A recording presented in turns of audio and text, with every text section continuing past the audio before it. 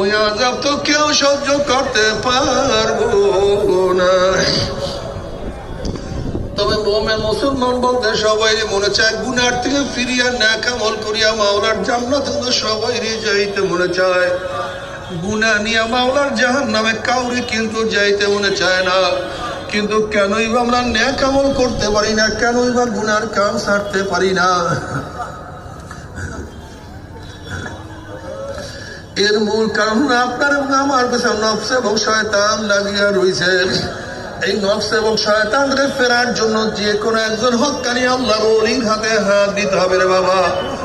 খবরদার, বর্তমান জমানায় পীর মুরিদে ভেজাল, ব্যবসা, দলাদলি, হিংসা, হাসাদে পরিণত হয়ে গেছে।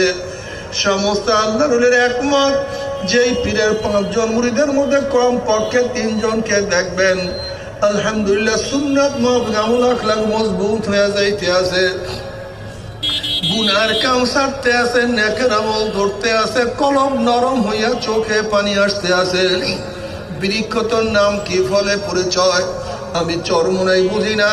চরমনের দাওয়াত, প্রশংসা, প্রচার প্রসার করার জন্য আসিনে রে বাবা।